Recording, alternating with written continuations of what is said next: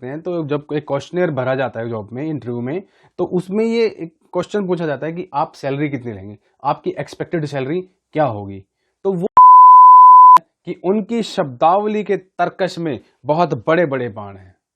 इसका स्टंप्स के पीछे जब विकेट कीपर खड़ा होता है, बॉलर चाहे कैसी ही बॉलिंग कर रहा हो तो उसकी वो हमेशा ये बोलता नजर आएगा, बॉलिंग बहुत बढ़िया, शानदार, शाबाश, कुछ इस तरीके के वर्ड विकेट कीपर यूज कर रहा होता है। इससे वो क्या कर रहा है,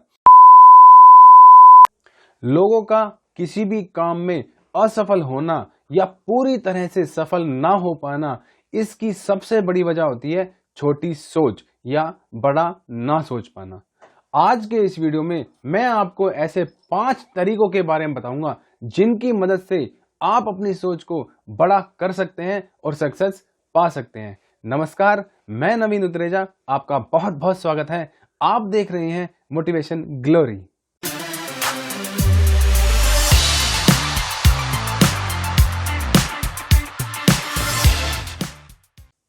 जब आप किसी काम की शुरुआत करते हैं तो आपकी सफलता या असफलता इस बात पर निर्भर करती है कि उस समय आपकी क्या सोच है।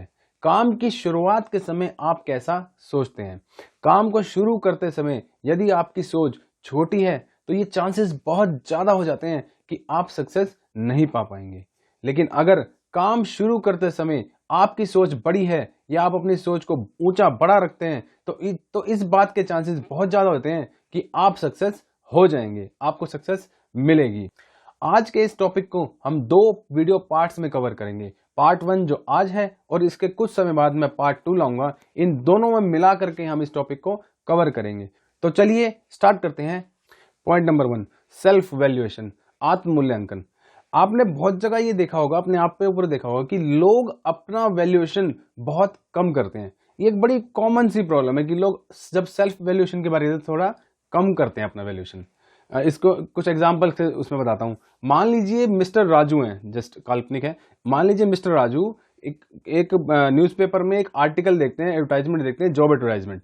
वो जो जॉब एडवर्टाइजमेंट देख रहे हैं वो उनके मतलब की जॉब भी है, वो उस जॉब को करना भी चाहते हैं, लेकिन वो ये सोच करके उस जॉब को अप्लाई नहीं करते हैं क्योंकि उनको लगता है कि मैं इसके योग्य नहीं हूं, मतलब मैं इसके काबिल नहीं हूं। तो ये वो यहां पर वो अपना वैल्यूएशन कम लगा रहे हैं।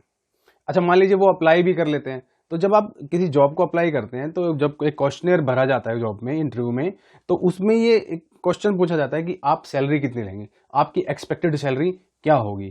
तो वो मिस्टर राजू जितनी सैलरी वो चाहते हैं उससे कम सैलरी उसमें लिख देते हैं क्योंकि उनको लगता है कि वो उसके योग्य नहीं है। तो ये भी एक सेल्फ वैल्यूएशन का अंडर एस्टिमेशन है। या एक एग्जांपल और बताता हूं कि मान लीजिए कोई मैन्युफैक्चरर है, कुछ भी मैन्युफैक्चरर है, मिस्टर गौरव, वो एक मिस्टर ओबराय करके एक पर्सन है जो एक डिपार्टमेंटल स्टोर के ऑनर है। तो मिस्टर गौरव चाहते हैं कि मैं मिस्टर ओबराय को अपना कस्टमर बना लूं, लेकिन वो इस बात से डरते हैं, उनको ये लगता है कि मिस्टर ओबराय तो उनसे बात भी नहीं करेंगे, इसलिए वो उनसे मिलने ही नहीं जाते। तो यहां पर भी एक सेल्फ वैल्यूएशन कम है। हजारों सालों से विद्वान लोग हमें ये सलाह देते आ रहे हैं कि खुद को जानिए। और खुद को जानने का मतलब बहुत से लोग, हम सभी लोग लगभग ये निकाल लेते हैं कि अपने नेगेटिव पॉइंट्स को जानिए। जब हम अपना सेल्फ वैल्यूएशन करते हैं तो हम अपनी गलतियां, अपनी खामियां, अपनी अयोग्यताएं, इनकी एक बहुत बड़ी लिस्ट अपने दिमाग में बना लेते हैं। हालांकि अपनी कमियों का पता होना बहुत अच्छी बात है क्योंकि इससे हमें एक इम्प्रूवमेंट का पता लगता है, एक स्कोप ऑफ इम्प्रूवमेंट मिलता है, हम इससे अपने आप में इम्प्रूव कर सकते हैं। लेकिन अगर हम अपनी कमियों के बारे में ही सोचते रहेंगे तो हम अपने दिमाग में एक नेगेटिव एक माहौल बना लेते हैं जिसकी वजह से हम परेशानी में फंस जाते हैं और हम अपनी नजरों में ही अपनी वैल्यूएशन कम कर लेते हैं। चलिए इसके लिए मैं आपको एक प्रैक्टिस करवाता हूँ। एक कॉपी पेन लीजिए, डायरी लीजिए, उसमें आप अपने ऐसे 5 क्वालिटीज, अपने 5 गुण लिखिए जो आपको लगता है कि आप में है। अच्छा, अगर आप खुद नहीं लिख सकते हैं तो आप इसके लिए किसी की हेल्प भी ले सकते हैं, जैसे अपने वाइफ की हेल्प ले सकते हैं, अपने किसी और फैमिली मेंबर्स की हेल्प ले सकते हैं, अपने फ्रेंड्स की हेल्प ले सकते हैं या अपने कलीग्स की भी हेल्प ले सकते हैं, जो आपको ये आपके 5 गुण पहचानने में मदद करेंगे। अब जब आप वो 5 अपने क्वालिटीज लिख लें तो उन हर एक गुण के सामने ऐसे 3 व्यक्तियों के नाम लिखिए जो आपको लगता है कि आपसे ज्यादा सफल हैं, लेकिन इन इन 5 गुणों में कहीं ना कहीं आपसे वो कम है, या यूं कहें कि इन 5 गुणों की मात्रा आप में ज्यादा है और उनमें वो मात्रा कम है। फिर आप देखेंगे कि आप बिल्कुल बहुत ज्यादा इन सफल व्यक्तियों से ज्यादा सुपीरियर हैं, आप बिल्कुल ये पाएंगे। और जब आप ये पालेंगे तो आप एक बिल्कुल ऑनेस्ट एक रिजल्ट पे पहुंचेंगे कि आप कितने बड़े हैं और आप कितना बड़ा सोच सकते हैं। तो इसलिए आप अपने आप को कभी भी कम ना सोचिए, बिल्कुल किसी से कम मत समझिए। आप अपनी वैल्यूएशन हमेशा बड़ी लगाइए, पूरा लगाइए। बड़ा सोचेंगे तभी जाकर के आप एक बड़ी सक्सेस पा सकते हैं। Point number 2, big words versus powerful words. जो व्यक्ति अचल शब्द की जगह दुर्भेग का प्रयोग करते हैं या जो बचत की जगह मितव्ययता का प्रयोग करते हैं, ऐसे व्यक्तियों के बारे में यह कहा जाता है कि उनकी शब्दावली के तर्कश में बहुत बड़े बड़े बाण हैं। इसका मतलब वो लोग बहुत ज्यादा हैवी वर्ड्स का इस्तेमाल करते हैं, लेकिन ये जरूरी नहीं है कि वो एक बहुत अच्छे विचारक हैं, अच्छे चिंतक हैं, या ये जरूरी नहीं है कि वो एक बहुत बड़ी सोच वाले हैं। ऐसा बिल्कुल जरूरी नहीं है, मे बी। तो ऐसे व्यक्तियों के बारे में ये भी कहा जाता है कि ये जितने जो वर्ड्स यूज करते हैं ये थोड़े से दिखावटी वर्ड्स होते हैं, हैवी वर्ड्स होते हैं, जो आम लोगों को समझने में बहुत ज्यादा मुश्किल होती है, जल्दी से आम लोगों को वो समझ में नहीं आते हैं। तो किसी व्यक्ति की सोच इस बात पर निर्भर नहीं करती कि वो कितने बड़े हैवी वर्ड्स यूज कर रहा है, बल्कि महत्व तो इस बात का होता है कि वो अपने वर्ड से दूसरों को या उसका खुद के अपने ऊपर या दूसरों पर क्या प्रभाव पड़ रहा है, या उसकी यूं कहें कि उसकी बात में कितना दम है। हम शब्दों या वाक्यों से नहीं सोचते, हम तस्वीरों से सोचते हैं, इमेजिनेशन के साथ चलते हैं। जब कोई हम कोई वाक्य सुनते हैं, शब्द सुनते हैं, हम उसी तरीके की एक इमेज अपने दिमाग में क्रिएट कर लेते हैं, क्योंकि ये जो शब्द हैं, ये वाक्य हैं, ये हमारे दिमाग के लिए एक रॉ मटेरियल का काम करते हैं। जैसे मान लीजिए मैं आपसे कहूं कि मैंने एक फ्लैट ले लिया, तो आपके दिमाग में एक इमेज क्रिएट हो जाएगी कि एक फ्लैट किस तरीके का होता है, 2 रूम्स 3 रूम्स, एक किचन बाथरूम और ड्राइंग रूम, एक फ्लैट जिस तरीके का बना होता है, एक इमेज वो क्रिएट हो जाती है। या कोई आपसे ये कहे कि मैंने एक जीन्स खरीदी है, तो जीन्स का दिमाग आते ही आपके दिमाग में आ जाएगी जीन्स किस तरीके की होती है, एक ब्लू डेनिम या इस तरीके की इमेज आपके दिमाग में क्रिएट हो जाती है। इवन छोटी से छोटी चीज, जब आपको कोई ये बोलता है कि मैंने एक पेन खरीदा है, पेन, तो आपके दिमाग में एक पेन की इमेज बन जाती है। अभी भी मैं बात कर रहा हूं तो आपके दिमाग में हो सकता है ये इमेजेस बननी स्टार्ट हो गई हैं। तो हम जो सोचते हैं, जो हम सुनते हैं, हमारे दिमाग में उसी तरीके की इमेजेस बननी शुरू हो जाती है। जब आप दूसरों से बात कर रहे होते हैं या दूसरों को कोई चीज बता रहे होते हैं, तो आपका दिमाग, आपका जो वर्ड्स है वो सामने वाले के दिमाग में एक फिल्म प्रोजेक्टर की तरह चलते हैं। आपके वर्ड्स एक प्रोजेक्टर की तरह उसकी इमेज बनाते जाते हैं उसके दिमाग में, और उसके दिमाग में वो एक फिल्म चलती जाती है। चलिए मुद्दे की बात पे आते हैं। मान लीजिए आप लोगों से ये कहते हैं कि हम इस काम में असफल हो गए। अब इस असफल वर्ड में एक निराशा, एक दुख ये छुपा हुआ है, तो इसको सुन के लोग थोड़ा सैड हो जाते हैं। लेकिन अगर आप इसी बात को इस तरीके से बोलें कि ये रहा एक नया सजेशन, इस बार हम जरूर सफल होंगे, तो सफल वर्ड आपने लगा दिया, इसमें एक थोड़ा उत्साह, एनर्जी जुड़ी हुई है। तो जब लोग इस तरीके की बात सुनते हैं तो वो अपने काम में एक दोबारा से लग जाते हैं। या मान लीजिए आप बोलते हैं लोगों को कि हमारे सामने एक समस्या है। अब समस्या जहां आ गई मतलब प्रॉब्लम से लोग वैसे ही भागते हैं, तो आपने एक प्रॉब्लम वर्ड उनको और दे दिया, तो लोग और ज्यादा मतलब सैड फील करेंगे, काम से जी चुराएंगे, इधर उधर भागेंगे। लेकिन अगर आप इसको इस तरीके से बोलेंगे कि हमारे सामने एक चुनौती है, तो जहां चुनौती है, चैलेंज है, वहां पर में लोगों को एक बड़ा आनंद आता है, क्योंकि चैलेंजेस पूरा करना सबको अच्छा लगता है। एक उत्साह, एक खुशी कि हम उस चैलेंज को कंप्लीट कर लेंगे, तो हमको इस तरीके के वर्ड बोलने हैं। या फिर मान लीजिए आप कहते हैं कि इस काम को करने में बहुत खर्चा हुआ।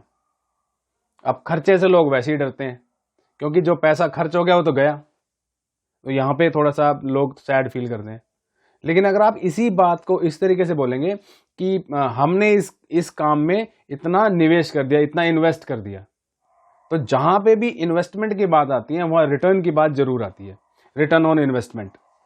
तो जब जब हम इन्वेस्टमेंट की बात करते हैं तो लोगों को ये लगता है कि हमने कुछ इन्वेस्ट किया है, इसका कुछ ना कुछ मल्टी फोल्ड होकर के वापस रिटर्न जरूर मिलेगा। तो हमें अपने एक बड़े सोच को मेंटेन करने के लिए, बड़ी सोच बनाने के लिए हमें एक बहुत अच्छे और पॉजिटिव सकारात्मक शब्दों का प्रयोग करना चाहिए।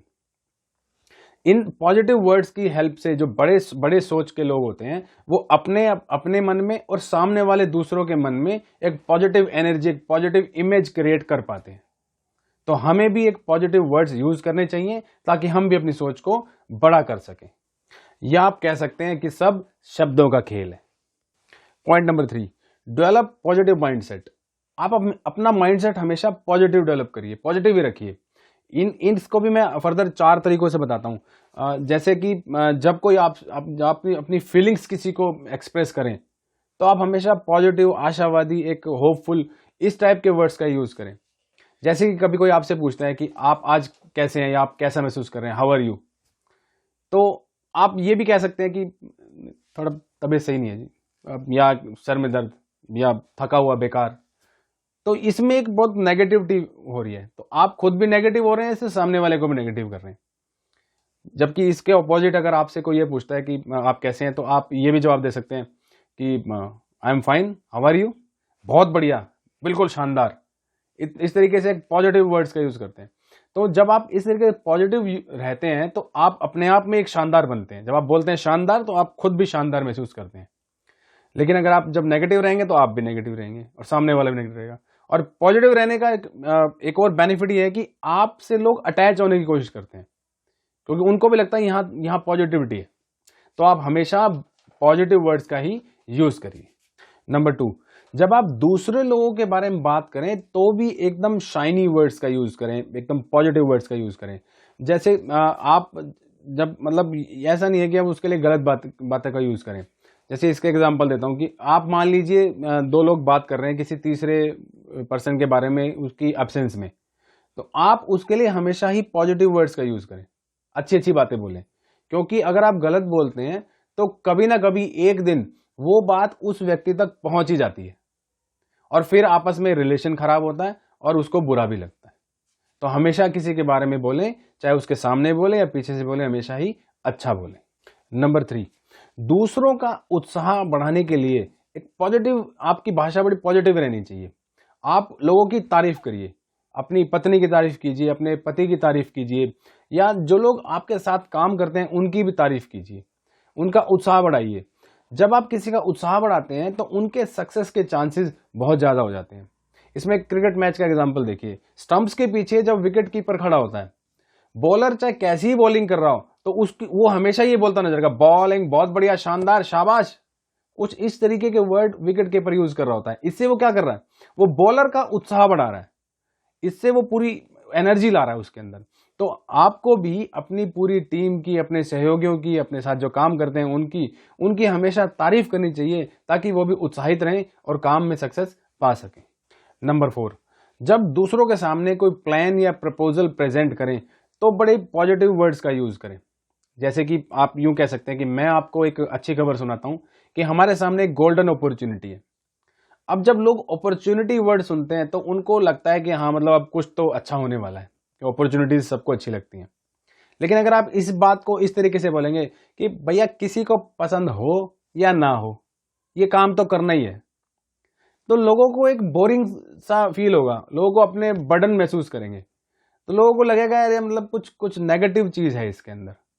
तो हमेशा जब भी कोई चीज प्रपोजल प्रेजेंट करें तो हमेशा पॉजिटिव ही मैसेज के साथ, पॉजिटिव वर्ड्स के साथ ही उसको करें।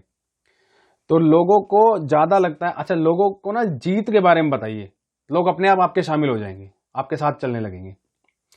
तो अब लास्ट में ये बात कहना चाहूंगा कि महल बनाइए, कब्र मत खोदिए। तो ये था वो 3 पॉइंट्स। अगले बचे हुए 2 पॉइंट्स हम अगले वीडियो में कवर करेंगे। अगर ये वीडियो पसंद आई हो तो लाइक कीजिए और दूसरों के साथ शेयर कीजिए। चैनल पे अगर पहली बार आए हैं तो चैनल को सब्सक्राइब कीजिए और ऑल के बटन पे क्लिक कीजिए ताकि ऐसे वीडियोस आपको लगातार हमेशा मिलते रहें। मिलते हैं ऐसे ही एक और वीडियो में, तब तक के लिए मुस्कुराते रहिए, स्टे मोटिवेटेड। जय हिंद।